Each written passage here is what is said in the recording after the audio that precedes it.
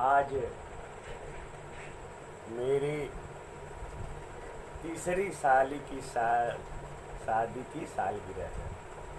का नाम है अनीता और उनके पति का नाम है विनय।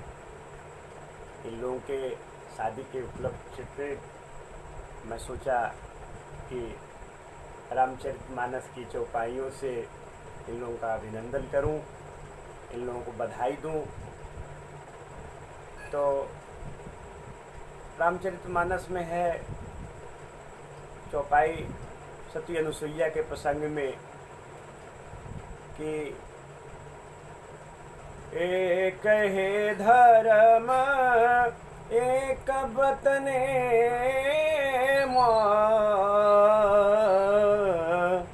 अबचन काय मन पति पद प्रेम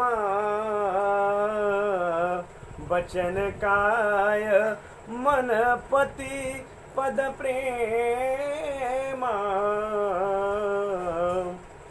सती अनुसुईया कह रही हैं माता सीता से कि एक स्त्री के लिए मन क्रम वचन से, शरीर से, मन से, वचन से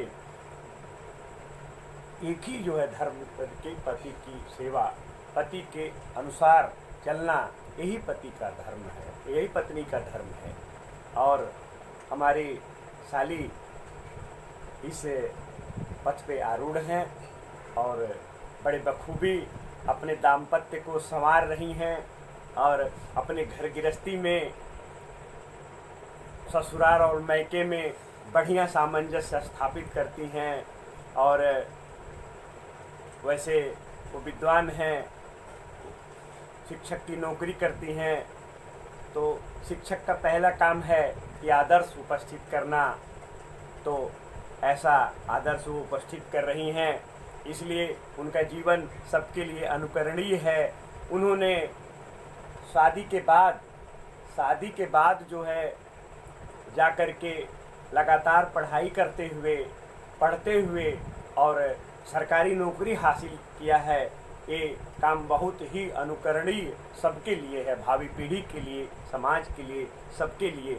और बहुत अति संघर्षों में उस नौकरी को करते हुए, क्योंकि फिर उनका दूसरी बच्ची को जन्म दिया उन्होंने, और उसके साथ साथ अपने नौकरी का दायित्व को निभाते हुए बहुत ही अच्छे से अपना घर गृहस्थी चला रही हैं।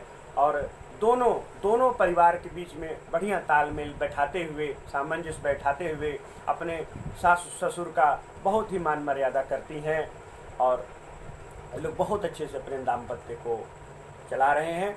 और मैं प्रभु से ही प्रार्थना करता हूँ कि आने वाले समय में आगे ये दंपत्ति समाज के लिए उदाहरण बने, कि आने वाली जो जनरेशन है, जो भावी पीढ़ी है, इनका लोग उदाहरण दें, इनका लोग अनुकरण करें, ऐसा काम ये लोग करें।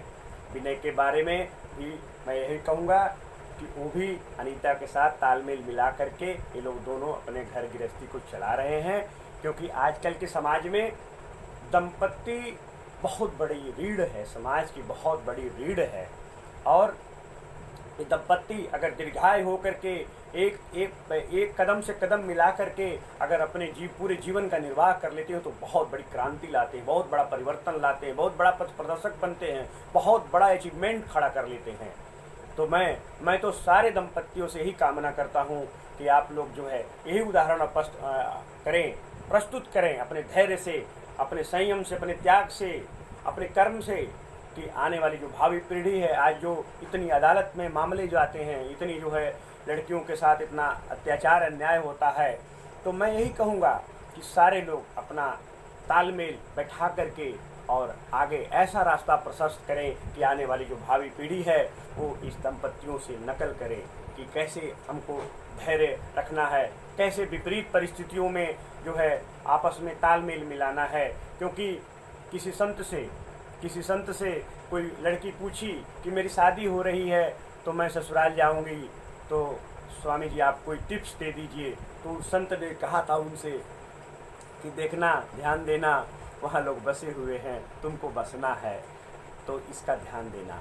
तो ये बड़ी गूढ़ बात है कि मैंने बसना है, मतलब कि आपको एक बड़ी चुनौती है, आप उस चुनौती को, उस बाधा को पार करते हुए अपने को स्थापित करना पड़ेगा।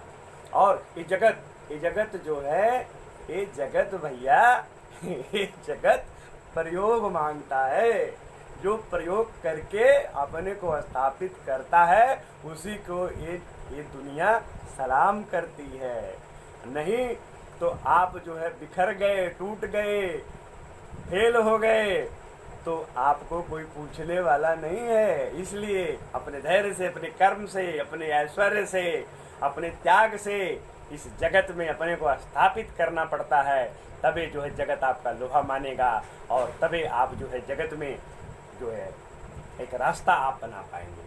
तो इन्हीं शब्दों के साथ मैं अपनी साली अनीता और विनय को शुभकामना देता हूँ कि आने वाले समय में भगवान इनका जीवन मंगलमय हो और ये जो है एक सफल दंपत्ति बन करके इस समाज के पथ प्रदर्शक बने। इसी शब्दों के साथ जय जय सिया राम।